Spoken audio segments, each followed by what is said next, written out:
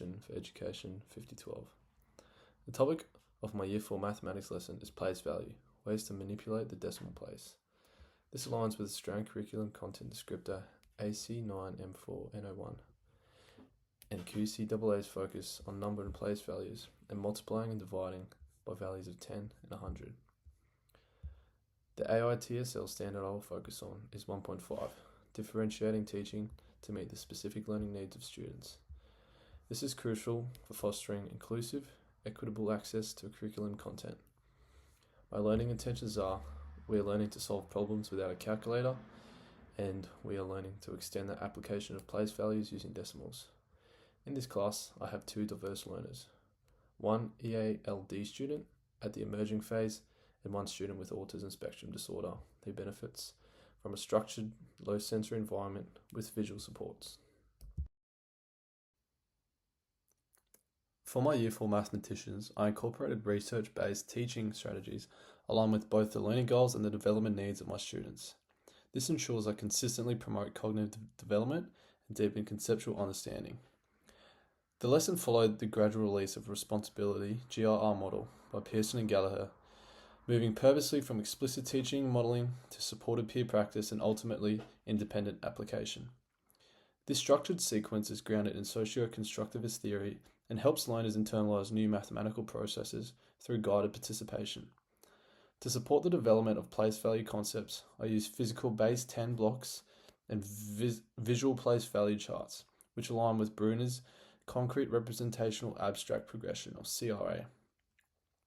The move from tangible representations towards mental abstraction allows students to build secure conceptual foundations before applying abstract notation.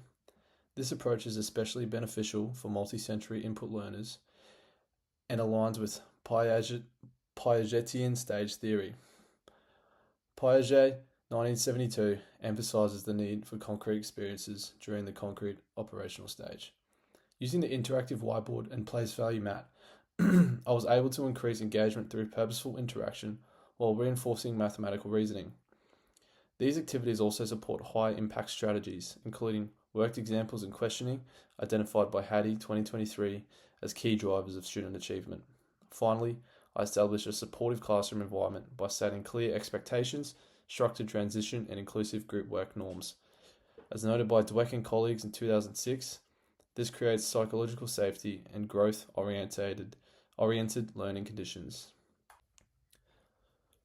My behaviour management strategies are integrated and have been mentioned throughout this presentation and will be mentioned here. I just wanted to draw more attention to my approach to behaviour management strategies. The Positive Behaviour for Learning, PBL, is a framework that benefits the whole school and lines up with UDL and inclusive teaching pedagogies. I use PBL throughout my lessons to ensure I maintain a proactive and preventative teaching approach, ensuring I provide an environment that promotes an optimal learning environment for my diverse classroom. To support the needs of two diverse learners in my class, I implemented differentiation strategies that are explicitly grounded in inclusive education frameworks. The first learner is an EALD student at the emerging phase.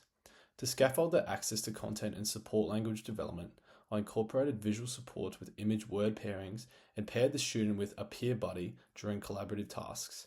These adjustments are consistent with Gibbon's 2002 research, which emphasizes the importance of contextualized visual language scaffolds in peer interaction for second language learners. Franklin and Harrington, 2019, wrote that consistent routines and clear expectations served as a proactive behavior management approach that reduced cognitive load and minimized the likelihood of disengagement.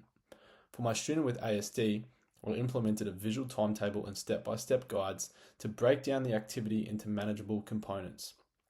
I also offered noise-cancelling headphones as a sensory regulation tool and the choice to complete the group games independently when needed.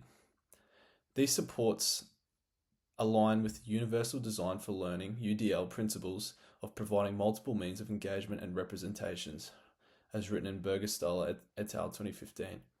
Furthermore, they reflect the Organisation for Autism Research's OAR 2006 recommendation that clear communication of classroom routines and flexible seating or task options can support positive behaviour and engagement in students with ASD. This demonstrates an integrated approach to behaviour management rather than a reactive one. According to Rose and colleagues 2005, UDL aims to design learning environments from the outset that accommodate a wide range of learners and proactively remove barriers. Both students benefit from predictable routines, multimodal representations of content, and differentiated opportunities to demonstrate understanding. This reflects the inclusive practice described by Florine and Blackhawk in 2011, who advocate for adapting instruction to meet diverse needs accompanied with high expectations. Through evidence-based differentiation, behaviour, engagement, and learning are supported.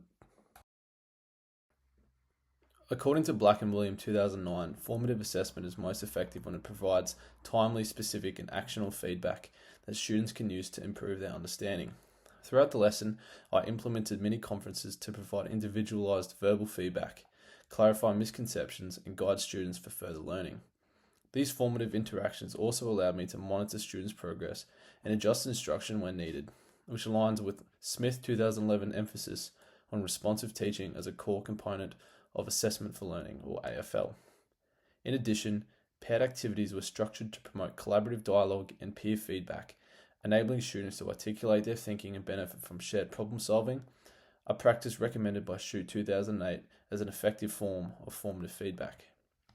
To conclude the lesson, students completed an exit ticket with the opportunity to demonstrate their understanding in multiple ways. This supports inclusivity and ensures that assessment data reflects the diverse strength of learners. Consistent with Sadler's 1989 AFL framework, I used the information collected to identify students' levels, plan the next steps, and adapt future lessons respective of student needs. Students also engage in self-assessment through a traffic light system to indicate their confidence and level of understanding. This practice promotes metacognitive awareness and encourages students to take ownership of their learning. In summary, my lesson integrates effective teaching, differentiation, and assessment strategies to meet the needs of all learners. Collectively, my strategies demonstrate a comprehensive and well-justified approach to formative assessment, UDL and inclusive teaching pedagogies, evidence-based differentiation, and behaviour management. These are all backed to the use of a strong theoretical foundation. Thank you.